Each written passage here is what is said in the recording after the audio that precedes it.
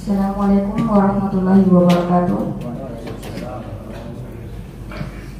Jamaah subuh yang dirahmati Allah, insya Allah yang akan membawakan ceramah subuh pada kesempatan subuh hari ini adalah Bapak Al-Ustaz Dr. Andes Haji Ilyas Umar NH. Kepada Ustaz dengan hormat kami persilahkan. Wassalamualaikum warahmatullahi wabarakatuh.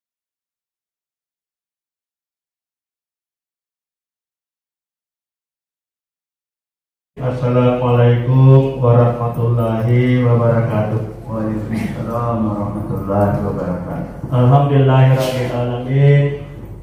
Alladzi ahyana ba'dama amatana wa ilaihin nusur. Asyhadu an la ilaha illallahul wahidul qahhar. Sallallahu la nabiyya ba'da. Allahumma shalli ala Muhammad wa ala ali sayyidina Muhammad. Hadirin rahimakumullah, segala puji bagi Allah. Saya juga mendapat kehormatan untuk berkontribusi, berpartisipasi pada bulan Ramadan ini di masjid yang mubarakah ini.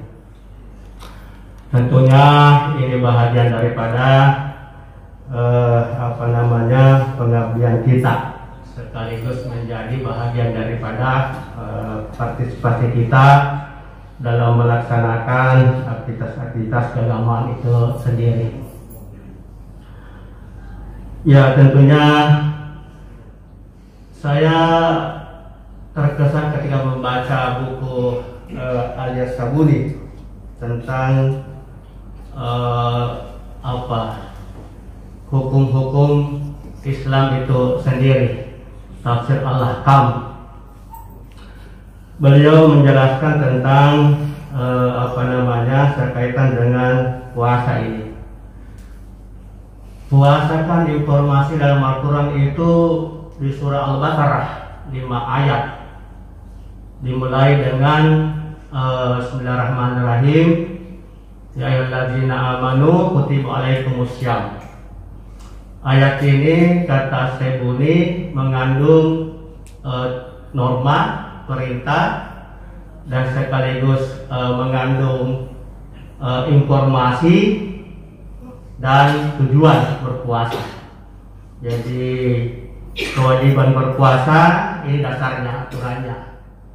Yang kedua, informasinya, kalau bukan saja kita yang berpuasa tapi juga umat-umat masa lalu. Dan tujuannya tentunya adalah takwa. Demikian juga pada ayat berikutnya, ayat itu berisi tentang norma-norma, berisi informasi dan sekaligus solusi. Yang pertama, normanya adalah ayyam ma'dudat. Jadi puasa itu ada bilangan-bilangan tertentu. Informasinya juga adalah bagaimana manusia diminta agar supaya berpuasa. Dan ada solusi bagi orang yang tidak sehat. Bagi orang yang musafir, maka diberi kesempatan mengganti di hari yang lain yang tidak berpuasa di bulan Ramadan. Demikian juga karena pada masa Nabi itu kan sebelum ditanya kewajiban puasa, katanya orang berpuasa itu ya kalau kuat berpuasa, kalau tidak berpuasa maka dia memberi makan miskin, ada fidyah. Itu juga dalam Al-Quran disampaikan bahwa kalau orang yang yang tidak mampu berpuasa, yang manula bisa fidyah, memberi makan orang miskin 1 orang. Itu juga solusi dalam mempermasifkan puasa itu. Ayat berikutnya informasinya tentang Allah turun Al-Quran di bulan Ramadan. Ada normanya adalah faman syahida minkum syahra falyasum. Kalau kamu sudah melihat menyaksikan bulan, maka itulah berpuasalah kamu. Jadi ya antara ru'yah dan hisab yang diskusinya panjang, karena memang ada ayatnya bahwa dimulai puasa itu ketika menyaksikan bulan itu sendiri. Itu aturan mainnya. Demikian juga pembelajarannya adalah kata Allah, berpuasa itu yuridullahu bikumul yusra wa la yuridu usra. Allah mengajikan puasa bukan bermaksud untuk menyulitkan, tapi untuk memudahkan, yusra. Itulah hadis bunyi dalam ayat ini. Dalam satu ayat ada norma hukum, ada etika hukum, ada informasi hukum, dan ada pembelajaran. Yang menarik saya adalah ayat yang berikutnya. Setelah kata Nabi Al-Ibadi yang mempresentasikan bahwa ayat terdekat, pada ayat 187 melataskan rabbas ilahi sa'ikum. Karena puasa kan salah satu yang membatalkan adalah memasukkan apa saja dalam mulut kita, itu siap, atau muntah dengan sengaja, atau jima dengan sengaja. Suatu ketika ada sahabat datang, ya Rasulullah, celaka saya, kata sahabat. Saya mengatakan, kok celaka? Apa mencelakakan kamu? Nah, sahabat, ya Rasulullah, semalam saya tidak sengaja atau terlalu emosi, saya mendekap istri saya. Saya menggolong istri saya. Kata Nabi, kalau begitu kasih makan orang 60 orang. Ya bagi Rasulullah, saya sendiri tidak mampu untuk itu. Saya orang miskin. Kata Nabi, kalau begitu berpuasa 2 bulan berturut-turut. Wah ya Rasulullah, sedang puasa Ramadan lagi, sekarang saya tersiksa. Kalau begitu, ini kurma. Dikasih lain. Bagi-bagi ini kurma. Kata sahabat, ya Rasulullah, orang yang termiskin di kampung ini saya dan ya Rasulullah. Rasulullah ketawa. Saya membiarkan segitu saja.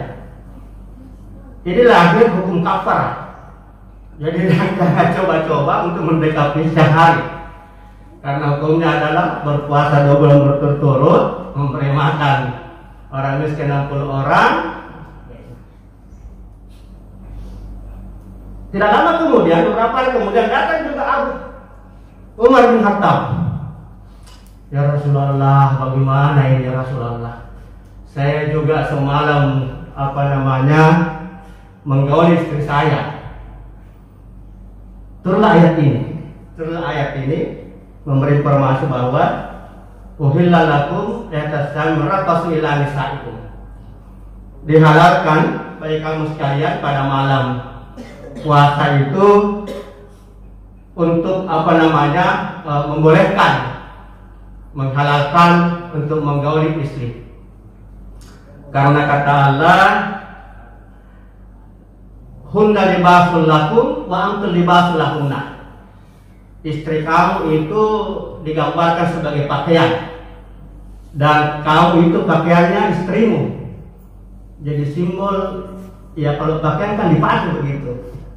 Jadi memang Allah memberi salah satu kata-kata, kalimat-kalimat yang sangat santai, sangat sopan untuk menunjukkan seseorang bisa mendekap istrinya itu sendiri. Alimallahu annakum kuntum tahtamna anfusakum. Kata Allah, saya tahu kalian memang tidak mampu menahan diri. Jadi Allah tahu kalau memang manusia secara tabi'i pengantin baru apalagi selalu ingin bersama-sama dengan pasangannya. Oleh karena itu, fatabal, Allah menerima tobat kamu dan wafa'ankum, dan memaafkan kamu. Artinya karena yang boleh jadi sahabat banyak meragu seperti itu, padahal dia masih larang untuk itu. Atau kegelisahan sahabat yang boleh jadi membuatnya selalu sahabat merasa gelisah, merasa galau, merasa bersangka buruk kepada Allah karena dilarang untuk melakukan hubungan seperti itu. Jadi kata Allah, katabalaikum, Bapak, saya maafkan kamu, saya terima tobat kamu kalau kamu bersangka baik selama ini, atau kamu bersangka yang tidak selama ini tentang persoalan seperti itu. Oleh karena itu, fal'ana bashiruhunna. Jadi datangilah istri-istri kamu itu, mubasyarah kata lain daripada jima. Saya membayangkan ketika itu boleh jadi Allah Begitu dengar Al-Quran turun ini, jadi ana basiruhunna itu sahabat itu atau orang muslim ketika itu lari lompat pulang ke rumahnya masing-masing. Karena ada perintah, ana sekarang datangi istri untuk itu. Itulah tanda saya Allah Subhanahu wa taala, tanda Allah itu Subhanahu wa taala untuk saya menyayangi Muhammad dan tahu kapasitas umat itu sendiri. Itu norma. Jadi norma hukum adalah sudah dihalalkan untuk melakukan apa namanya di malam hari, karena kita adalah menganjurkan yang kata anak perintah atau barangkali itu untuk melakukan hal seperti itu. Yang kedua, kata Lisabuni, ayat ini juga menerangkan tentang bagaimana Allah memberi informasi atau memberi apa namanya anjuran fakulu wasrabu hatta walakumul haikul abyad minal haikil aswadi. Jadi apa namanya makanlah dan minumlah juga dari apa namanya kelihatan benang putih sampai dengan benang tinggal pagi sampai fajar. Karena sebelumnya kan banyak sahabat katanya seperti itu, bekerja keras di siang hari, malam hari hanya buka kemudian tidur, tidak makan lagi. Jadi sangat memberatkan bagi mereka. Bahkan ada sahabat juga seperti itu. Dari kebunnya ada Al-Qais, ada seorang sahabat namanya Qais. Dari kebun langsung pulang ke rumah, tidak makan lagi, hanya mengambil istrinya. Yaitu mungkin sebagai istilah buka Setelah itu istri mengatakan, ya Rasulullah, ini suami saya ini aduh luar biasa ini, hanya membuka seperti itu baru tidur, besok lagi puasa lagi. Itulah semua hal-hal yang memberikan berat terasa pada masa itu. Jadi wakulu wasrabu, silahkan makanlah. Jadi silahkan makan dan minum mulai dari terbenamnya matahari sampai fajar. Cemilan-cemilan atau apa saja dalam kota apa saja. Ada waktu diberi kita untuk itu juga anjuran. Jadi bukan aturan pasti, anjuran boleh makan boleh tidak, tapi Allah mengharapkan harus kita sahur. Makanya sahur itu kata Nabi penuh berkah. Dan juga kita untuk bangun sahur. Karena memang anak saya juga anak kita itu malas makan sahur. Yang sudah makan lagi bangun karena rasa kantuknya. Jadi rasa katakan itu ada berkah di dalam itu. Oleh karena itu sahur itu. Yang lainnya kata Sabuni bahwa di samping itu ada juga norma wala tubashiruhunna wa tu'aqibuna fil masajid wala taqrabuha. Karena kebiasaan Nabi itu dan sahabat-sahabat adalah apa namanya iktikaf di masjid. Iktikaf juga penjelasannya situ banyak, antara ulama berbeda. Ada mengatakan tiap itu yang namanya iktikaf itu berniat tinggal di masjid 10 hari. Saya mengatakan sejenak saja boleh, yang penting berniat tinggal sejenak dan iktikaf. Kata Allah, kalau kau mau iktikaf itu sendiri, wala tubashiruhunna, jangan lagi melakukan mubasyarah. Karena banyak sahabat dulu bersahabat iktikaf kembali ke rumahnya bahkan dan sambil cemilan. Kita iktikaf itu kata Allah jangan lagi. Jadi iktikaf betul-betul kita berkonsentrasi hanya untuk ibadah kepada Allah dengan berbagai aktivitas, tadarus, zikir, baca-baca dan sebagainya. Fala taqrabuha, jangan sekali-sekali mendekatinya. Kata dalam ayat ini, innallaha tattaqun. Demikianlah Allah menerangkan ayat-ayatnya untuk kamu semua manusia agar kamu bertakwa. Subhanallah. Itulah saya kira sekedar apa namanya inspirasi dari berkaitan dengan ayat-ayat berkaitan dengan puasa kita ini. Jadi ada 5 ayat berbicara tentang puasa.